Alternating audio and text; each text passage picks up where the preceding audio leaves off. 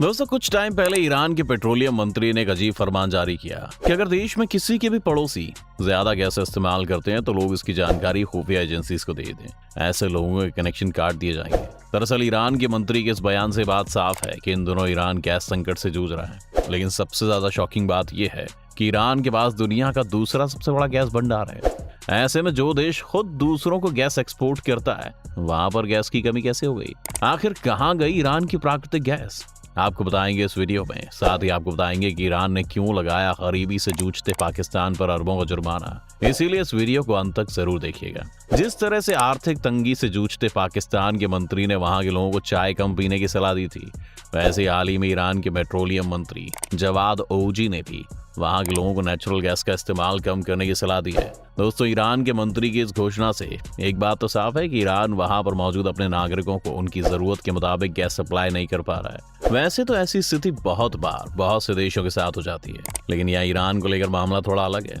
बात यह है कि रूस के बाद ईरान के पास दुनिया का दूसरा सबसे बड़ा गैस भंडार है। वहीं ईरान प्राकृतिक गैस का दुनिया का तीसरा सबसे बड़ा उत्पादक भी है। आपको बता दें कि अमेरिका और रूस के बाद दुनिया में प्रति व्यक्ति गैस की खपत ईरान में होती है। लेकिन फिर भी ईरान में ऐसा संकट खड़ा होना अपने साथ कई बड़े सवाल खड़े करता है। दरअसल ईरान में इस गैस के संकट की असली वजह ईरान में बढ़ती ठंड है। 0 से नीचे तापमान जाने पर ईरान में गैस की डिमांड बहुत बड़ी है, क्योंकि सर्दियों में लोगों को अपने घरों को गर्म रखने से लेकर कई कारणों की वजह से गैस की जरूरत होती है।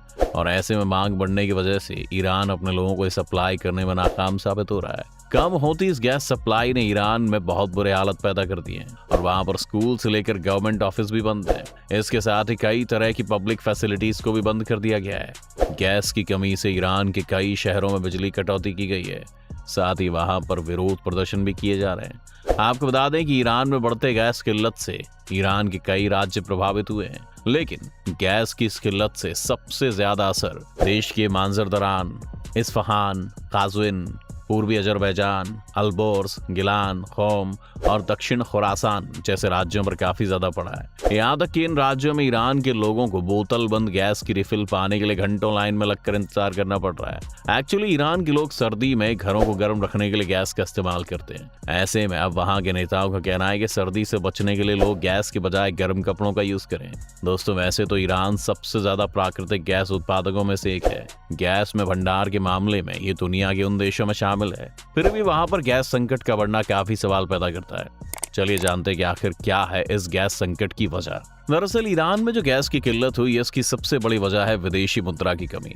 ईरान के पास सबसे बड़ी समस्या है विदेशी मुद्रा की, क्योंकि ईरान पर पहले से ही अमेरिका ने आर्थिक प्रतिबंध लगा रखे हैं। आपको बता दें कि जब किसी देश पर आर्थिक प्रतिबंध लगाए जाते हैं तो उस देश की इकोनॉमी काफी डाउन हो जाती है, क्योंकि उसका दूसरे देशों के साथ होने वाला व्यापार काफी हद तक रुक जाता है। और वही अमेरिका की ईरान पर आर्थिक प्रतिबंध लगाने के बाद कई देश जो पहले ईरान से खूब व्यापार करते थे, उन्होंने अपने व्यापार में काफी कटौती कर दी है। ऐसे में ईरान को अपने यहाँ की इकोनॉमी को बढ़ाने और अपनी विदेशी मुद्रा की कमी को पूरा करने के लिए ईरान को अपने गैस उत्पादन का एक बड़ा हिस्सा दूसरे देशों को एक्सपोर्ट करना ही पड़ता है, ताकि विदेशी मुद्रा भंडार बढ़े, जिससे वो दूसरी चीजों को इंपोर्ट कर सके। क्योंकि आर्थिक प्रतिबंध के बाद से ज्यादातर देश उससे बस गैस ही खरीदते हैं। अब ऐसे में अगर देश संकट में है भी, तब भी बाकी चीजों की पूर्ति के लिए गैस का निर्यात उसकी मजबूरी है। इसके साथ ही अमेरिका से ईरान की दुश्मनी का भी उस पर असर पड़ा है और ऐसे में ईरान की अर्थव्यवस्था कमजोर हो गई है। इसके अलावा ईरान की इंडस्ट्रीज और वहां की फैक्ट्रीज में लगी मशीनें और सिस्टम भी पुराने हो चुके हैं। इनके मॉडर्नाइजेशन की सख्त जरूरत है और इस सेक्टर के विकास के लिए जो मॉडर्न टेक्नोलॉजी चाहिए वो इनके पास नहीं है। ईरान अभी तक भी प्रोडक्शन में पुरानी टेक्नोलॉजी का यूज कर रहा है। इसकी वजह से गैस की बर्बादी भी खूब होती है। ट्रांसमिशन के दौरान लगभग 25% गैस बर्बाद हो जाती है। वहीं गैस प्रोडक्शन की इस टेक्नोलॉजी को आधुनिक बनाने के लिए उन्हें $40 अरब की जरूरत है, लेकिन वो इस पर केवल $3 अरब ही खर्च कर सका है। इस सब की वजह से ईरान को दुनिया का दूसरा सबसे बड़ा गैस उत्पादक होने के बावजूद भी संकट का सामना करना पड़ रहा है। वहां पर बढ़ते संकट की वजह से वहां की सरकार गैस के दाम नहीं बढ़ा सकती। ईरान के पास हमेशा से ही गैस का भंडार रहा है। ऐसे में वो हमेशा से ही अपने नागरिकों को तेल और गैस पर भारी सब्सिडी देता है। मिडिल ईस्ट कंट्रीज की तुलना में छूट बहुत ज्यादा है और ये छूट ईरान 1979 में आए इस्लामी क्रांति के समय से दे रहा है। अब ऐसे में सरकार जब भी सब्सिडी में कटौती की कोशिश करती है या जैसे ही तेल और गैस का दाम थोड़ा बनाने की बात होती है, तो देश में इसका बड़े पैमाने पर विरोध होने लगता है, जैसा कि 2019 में देखा गया।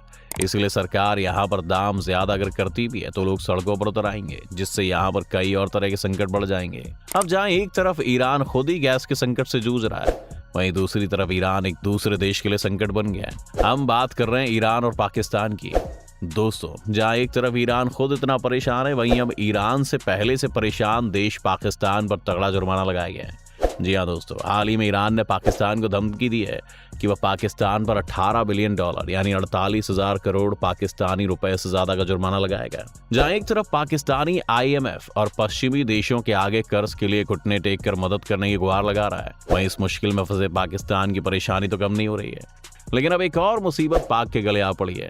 हालांकि अभी सिर्फ ईरान ने धमकी दी है, लेकिन अगर सच में ऐसा हुआ तो पाकिस्तान को $18 बिलियन चुकाना पड़ेगा। वर्तमान हालातों में तो पाकिस्तान के लिए ऐसा कर पाना नामुमकिन है।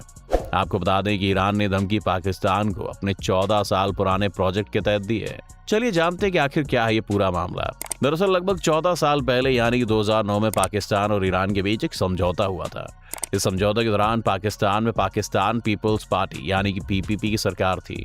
ईरान के साथ 2009 में हुए समझौते के तहत पाकिस्तान को अपने इलाके में करीब 800 मीटर लंबी पाइपलाइन बिछानी थी और वहीं ईरान को अपने देश में पाइपलाइन बिछानी थी। इस पाइपलाइन काम के पूरे होने के बाद ईरान इन पाइपों के जरिए पाकिस्तान में गैस सप्लाई करता। इस समझौते के तहत ईरान तो अपनी तरफ से पाइपलाइन बिछाने का काम पूरा कर चुका है, लेकिन पाकिस्तान की तरफ से पाइपलाइन बिछाने का काम अभी तक नहीं हो पाया है। अब ऐसे में 14 सालों से इस पाइपलाइन प्रोजेक्ट के पूरे होने का इंतजार कर रहे ईरान का अब सब्र टूटता नजर आ रहा है। पाकिस्तान पर जब ईरानी अधिकारी पाइपलाइन बिछाने के लिए दबाव डालते हैं तो पाकिस्तान ये कह देता है कि ईरान पर अमेरिकी प्रतिबंधों की वजह से पाकिस्तान अपना प्रोजेक्ट पूरा नहीं कर पा रहा है। पाकिस्तान का कहना है कि वो पाइपलाइन अपने मुल्क में बिछाने के लिए तैयार है, लेकिन अमेरिकी प्रतिबंधों की वजह से वैसा नहीं कर पा रहा है। जैसा कि हमने आपको बताया था कि ईरान पर अमेरिका ने आर्थिक प्रतिबंध लगाया हुआ है। ऐसे में पाकिस्तान पाइपलाइन नहीं बिछाने के लिए जिम्मेदार अमेरिका के इसी आर्थिक प्रतिबंध को बता रहा है। हम ऐसे में ईरान का कहना है कि अगर अमेरिकी प्रतिबंधों के बावजूद अगर $multi-billion का गैस पाइपलाइन प्रोजेक्ट पूरा नहीं हुआ तो पाकिस्तान को जुर्माना देना होगा। ईरान ने पाकिस्तान को अपने क्षेत्र में Iran Pakistan gas line project के एक हिस्से के निर्माण को पूरा करने के लिए फरवरी-मार्च 2024 तक का समय दिया है और अगर वो ऐसा नहीं कर पाया तो उसे भारी जुर्माना देना होगा। आपको बता दें कि समझौते के मुताबिक ईरान 2024 तक किसी इंटरनेशनल कोर्ट में नहीं जा सकता है। साल 2019 में ईरान ने पाकिस्तान को IP गैस लाइन प्रोजेक्ट के तहत निर्धारित समय अवधि में पाकिस्तानी क्षेत्र में पाइपलाइन नहीं बिछाने के लिए एक मध्यस्थता अदालत यानी कि आर्बिट्रेशन कोर्ट का दरवाजा खटखटाने की चेतावनी दी थी। वहीं अगर दोस्तों हम पाकिस्तान की बात करें तो वहां की मौजूदा इकोनॉमिक सिचुएशन को देखते हुए तो कहा ही जा सकता है कि वो 2024 क्या 2040 में भी ऐसे किसी प्रोजेक्ट को अपने पैसे खर्च करने की नहीं सोचेगा। तो दोस्तों क्या लगता है आपको, क्या ईरान अपने संकट से निकल पाएगा और क्या पाकिस्तान ईरान के इस प्रोजेक्ट को पूरा कर पाएगा? अगर आपको वीडियो पसंद आई तो इसे लाइक और शेयर जरूर करें। साथ ही अगर आप चैनल पर नए हैं तो इसे सब्सक्राइब करना, बेल आइकन दबाना ना भूलें।